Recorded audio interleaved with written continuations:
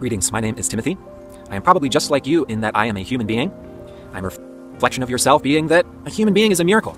We are living life changers, human transformers, transforming the air we breathe, the food we eat, and transforming as we grow, as we move through time. And so we are transformed by time. And in these videos, we're talking about the nature of the times. I am a practicing astrologer, and I do offer readings and workshops through my website at the link below. Those looking for a last-minute gift, I do offer gift certificates as well. Now, in this video, we're going to largely be focusing on the upcoming winter solstice / full moon in Cancer.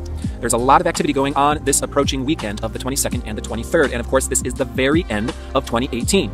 At the very end of every year, we have the winter solstice around the 21st of December. And of course, what the winter solstice indicates is a seasonal change, where the Earth's north pole is the most tilted away from the sun's incoming rays, and those sun's incoming rays are aligned with the invisible line known as the Tropic of Capricorn. This is the summer solstice on the southern hemisphere, winter solstice in the northern hemisphere. At this exact moment, where the sun's incoming rays is as far south on the Earth's tilt as it reaches throughout its year, this is the exact moment that the sun enters the tropical zodiac sign of Cancer. And of course, I am certainly a tropical zodiac using astrologer. The tropical zodiac reflects the nature, the relationship between the sun and the earth, the seasons. It is not related to the constellations, of course. Neither is the sidereal zodiac, but of course that's a separate conversation. There's a lot of confusion in the world of astrology, and NASA's misinformation usually does not help that. But yes, cardinal signs are Aries, Cancer, Libra, and Capricorn. And these cardinal signs, which create the cardinal cross in the zodiac, indicate the changing of a season. When we're going around the circle, when the planets are circulating the sun, we can only move in any one given direction for so long before there is a changing of direction, a changing of the seasons. For example, in the northern hemisphere, the days will begin getting longer. The days will stop getting shorter. And so the cardinal signs indicate this initiation of a new direction, a new journey, a new experience, even a new evolutionary intention in terms of where our souls are evolving and growing towards. This is what the energy and the nature of the cardinal signs represents. And so, of course, we have this very charged winter solstice this year, not only joined with a full moon in Cancer, but Mercury joins Jupiter and Venus is in an exact trine to Neptune, all on the same day, December 21st. So this is a powerful indicator that the next 4 months, this next season, winter in the north, summer in the south, is a time of change. And it's a time of really tuning into our higher self, our deeper self, and finding alignment with where the journey can be taking us from here, which is the initiation of an exploration. This is a very exploratory year of 2019, considering Jupiter will be square to Neptune throughout most of this next year, and this Mercury-Jupiter conjunction going on this next week is very much foreshadowing and illuminating this direction of growth and expansion of a new philosophical journey, and it carries the theme of us exploring and questioning some of our deepest beliefs. Now, this winter solstice, the moment the sun enters the sign of Capricorn, on the flip side of the Earth, on the flip side of the zodiac, the moon is moving into her full phase, and there will be a full moon at the 1st degree of Cancer. And of course, the moon is at home and most strong and powerful in her own sign. The moon naturally rules Cancer. Cancer rules our own emotional body, our self-image, and our own inner core. The Cancer-Capricorn polarity is the security axis. Cancer is our inner emotional security, where Capricorn is our outer physical security. This full moon tends to bring up the dynamic between the two poles of these different security types, and the intention to bridge these things together to be secure both inside and out. Secure. And of course, this full moon tends to line up with Christmas, holiday, New Year, crazy season every year, where we get that push and pull between family, work, money, and celebration. And so yes, this full moon definitely carries these themes, and we'll get much deeper into it later when we talk about the square to Chiron that's here as well. But first of all, let's get back to this full moon being at the 1st degree of Cancer. There is this initiation instinctual type of flavor at 0 degrees of any sign. To illustrate this, I'm going to read the Sabian symbol for this degree of Cancer, which reads, a sailor ready to hoist a new flag to replace an old one. So again, there's this seasonal change of the winter solstice. There's this desire to go into a new direction. The great astrologer Dane Rudhyar clarifies this Sabian symbol to mean the desire to align oneself with a larger, more significant life trend. There's a desire to get into the new. Again, a lot of this can deal with security, how to feel inwardly safe, outwardly safe, and be able to connect with those who reflect back this sense of safety. That way we can be who we truly are. Cancer is about our being nature. It's about who we are and not just what we do, whereas Capricorn largely reflects our role in the world, our image in the public sphere, our work, our career, whereas Cancer is our family, our home, our past, our upbringing, our history. And it's no wonder that Cancer is therefore the source of our emotions. Emotions are related to everything that we've known and experienced in the past. If we had a scary experience with a black dog, the next time we see a black dog, we have a particular feeling that comes up. These emotions and feelings inform us of who we truly are. It informs us of our past, our history, and our inner emotional security needs. Well, oftentimes these emotions are released through triggers. All of the cardinal signs have this instinctual initiation of a new direction type of flavor to them. This initiation happens through Cancer, through instinctual emotional release. So there can certainly be instinctual outbursts, emotional releases, insecurities, feelings that are being exposed and illuminated by this full moon. And as always, I encourage us to follow these trail of breadcrumbs, these feelings inside, so to discover what our emotional needs are, what gives us a sense of safety, and where these new directions can be opening up, so that way we can feel very satisfied by what we're doing. Again, the Sabian symbol, clarified by ᴄᴏ is about aligning with a significant life trend. So this is about the initiation of the journey into self-security. And the old feelings, the suppressed feelings, the historical old stories can be resurfacing to illuminate some of these past wounds, which can be very, very inspiring and healing the future direction that is opening up, that can very much lead us into resolving these old wounds, tying up the loose ends, or ending any patterns surrounding self-sacrifice, putting ourselves last, carrying the world on our shoulders, overextending, overburdening ourselves, or not really having the emotional support, or not allowing ourselves the emotional support, which can come through emotional suppression, or denial, or trying to be stoic or tough, or the opposite, ending up in patterns of self-victimization, whininess, clinging on to other people and expecting them to save us, which is a similar reflection of disempowerment. It's almost like they're two sides of the same coin, and whether we're putting ourselves last or we're putting ourselves first by vomiting our vulnerabilities and our emotions, that tends to repulse and turn people off, and then we feel just as alone as if we ignored those feelings and emotions. So there's a need to go into our emotions to create a foundation of safety, to find community and connections where we can express ourselves and be accepted in who we are. And there is also a level here of having to be our own parent, where we can nurture and nourish ourselves, give ourselves pat on the backs where we deserve it, be our own father who's saying, I'm proud of you, you're doing a good job, you got all the bills paid, you got all the presents bought, you deserve that pat on the back, and being our own internal mother saying, and you deserve to sit down with a nice hot cup of cocoa in front of the fire and relax with the nice slippers as well. Again, this tension between Capricorn and Cancer can bring up this dynamic of too much work and not enough time to play, too much family obligation and not enough time to do work. And the real healing opportunity is to work from both ends, to find creative solutions so we can be with our family and not lose our obligation, and stay structured and practical and not sacrifice our own emotional needs and our own need to feel a safe community and connection with others. Let's turn to Venus in Scorpio, who has just completed her retrograde period that was ongoing since the second week of October. The last several months, tremendous amount of upheaval and digging and transformation and change in terms of our relationships, in terms of who and how we're connecting and sharing with others, and in terms of our own deeper heart's values and passions. This retrograde has been about getting rid of the superficialities to get into our deepest heart's desires and needs, to be able to connect and share intimately with those who reflect similar values back to us. Now, this Venus is coming up to asteroid Ceres, and on the winter solstice will be in an exact trine to Neptune in Pisces. This is a very deep, very sensitive, very warm time.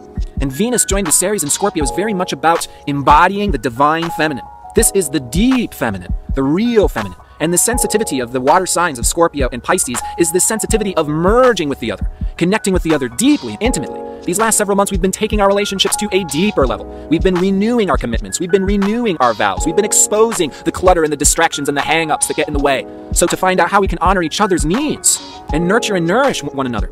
Ceres is the great mother asteroid. She is a minor planet floating in the asteroid belt, and she is very much correlated to this archetype of Cancer, the mother, the home. Ceres was like the mother nature figure of the Roman paradigm. She's where the word cereal comes from. She's the goddess of grain. She's the ruler of the seasons. And Ceres has this principle of nurturance, what makes us feel safe inwardly, just like Cancer. Oftentimes, Ceres can reflect our own needs that can go back to when we were children. What makes us feel safe, what makes us feel nurtured on that deep and almost primal level.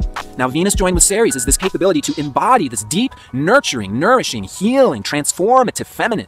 Ceres in Scorpio wants to nurture and transform. She wants to move forward softly. She wants to hold the inner flame of passion in a way that can express that passion in a nurturing, nourishing, uplifting, inspiring type of way, by giving us a safe space to transform, by creating this environmental security in our relationships, by taking our relationships deeper, opening up, being vulnerable, exposing all of the skeletons. What follows is we are safe to be who we are. We have nothing to hide, and we're still sharing space together. That's the gift of this aspect. It's the wisdom of the divine feminine. The divine feminine holds space. The divine feminine feels, penetrates into, and merges with others. So to be empathetic, so to reciprocate, so to meet others where they're at, using that sensitivity as a gift. This is also a deep wisdom of the female psyche, the feminine unconscious, what speaks through feelings, what speaks through spirit, what speaks through that mysterious divine flow is the deep feminine psyche. And all of us, man, woman, grown-up, child, has this feminine psyche. It is our soul. And we're able to tune into this deep wisdom coming through our feelings, coming from our deeper, embodied, physical intuition. That's the water trine. It's the sensitivity of the psychics that comes through feeling, that comes through merging with the surrounding, empathetic, penetrative merging. So there's this capability to really nurture and nourish through creative and sexual expression. Venus and Ceres in Scorpio can be erotic tenderness. You're safe to go into your deepest desires, and it will be warm feeling. You're safe to express your unconscious hidden needs, your ulterior motives. It will be okay. We can work with these things. We can move through these things gently, softly.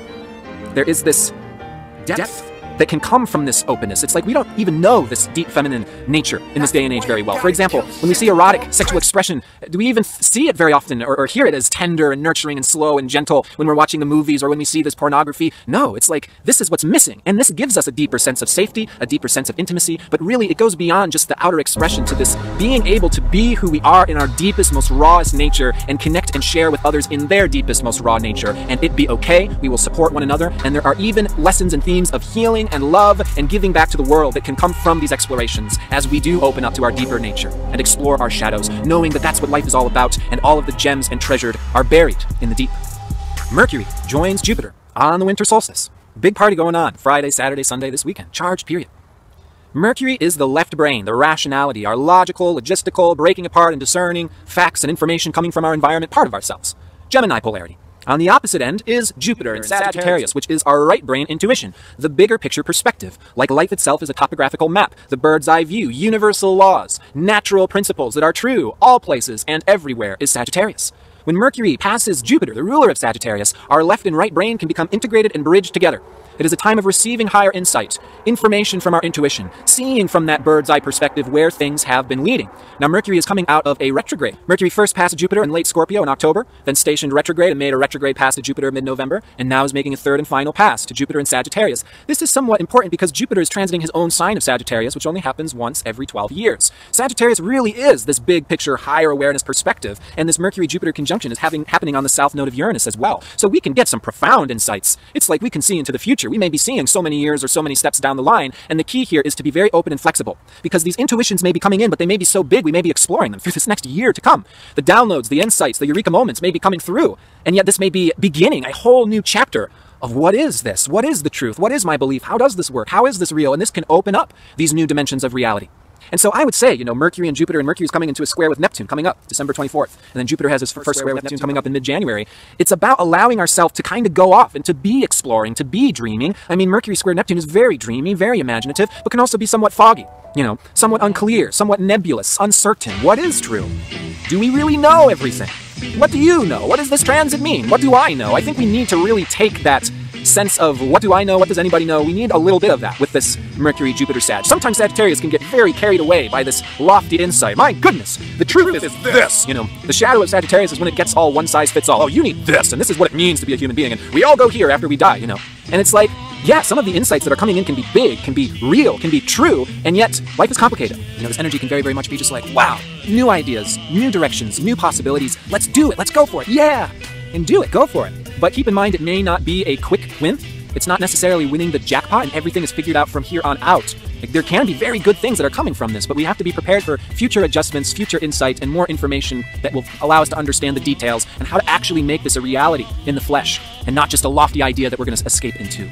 These big, lofty, universal truths and our subjective little me human experience are very different dimensions, and they're connected together. So it's not saying one is right and the other is wrong or vice versa. It's about exploring, hey, how is this affecting me practically in the world? Is this helpful or not? Beliefs can be helpful or not. We talked about this in the last video. A belief can inspire us, give us energy, uplift us, or cripple us, make us, unable to function in the world or society. So there is this new insights coming in, but it may be just the beginning of an exploration.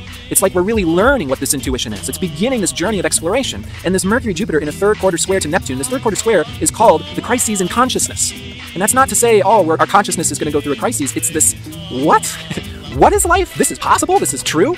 This is what I've believed up until this point, and there's more? Yes, expect there to be more. Expect not to know everything. In the belief system that we grew up with, the teachers that taught us, there's going to be more.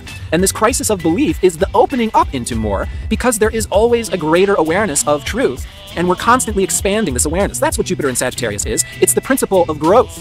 Jupiter is our awareness that is constantly growing, just like the human species, our awareness is constantly growing. We used to think that the planet was flat, and, what is it called? Continent. Goodness, Mercury must be square Neptune already. One continent is like a whole universe separated by this ocean, and then there's a whole other universe. Now we're going in outer space with satellites and rockets, and there's this globe, and there's other planets. Our awareness has expanded. And the real wisdom of Jupiter is the awareness that our awareness will continue to expand. We do not know everything, and maybe as that bubble of awareness continues to expand, something will enter that awareness that changes everything, and everything that we thought we knew or understood ends up becoming something else. We need to have that openness. When we do not have that openness, we have the type of beliefs or dynamics that can very lead to crusadedom. I know the truth. Everyone needs to be in my religion. If they're not, they're going to hell, and so the greatest thing I can do is convert everybody to my religion, and then we create hell. So there is no one size fits all. Nobody knows everything. In fact, what do I know? Can you really trust me and everything that I'm saying to be your human experience? These transits are influencing tens of millions of souls on the planet at any given time. Yes, astrology is true. Yes, these themes will affect everybody, but everybody's a unique soul, and these transits affect everybody differently depending on your own individual. So I hope to God you don't just take everything that I say as truth on blind faith. Test it. Explore it. See if it makes sense to you, and if it doesn't, throw it out, please. I would never want anybody to just believe what I'm saying just based off of belief. So there is this exploration of belief that will take us through the year of 2019, and that is just beginning, this winter solstice period. The great intuition and insights are there, and they are there for us to embrace, to tune into, to align with, and continue to explore through this coming year. This just leaves one more vital chunk for this full moon winter solstice period, and that is Chiron. We really talked about Chiron in the last video, December having this deeply Chironic flavor and theme to it. If you didn't catch that video, I think particularly the last 10 minutes, we talked about the nature of Chiron. Now, Chiron being the wounded healer, again, can be bringing up the sense of insecurity, wound, instability, this full moon, the reverberation between family. I feel like I can't spend enough time with them and I wish I could. I'm feeling nostalgic of my childhood. And then work. I don't have enough money. I can't afford the presents. I need security. I need to actually sit down and focus without all these distractions and holidays and family and Christmas cards, blah, blah, blah. And so part of this Chiron is affecting the moon being this full moon. And coming up on Wednesday, that's tomorrow, December 19th, Chiron, or the sun, squared Chiron. So there's this theme of healing our self-expression, healing our creativity, our sexuality, our individuality, coming into a sense of purpose that comes from who we uniquely are. There is this theme of healing our own unique self-expression with this sun squared to Chiron.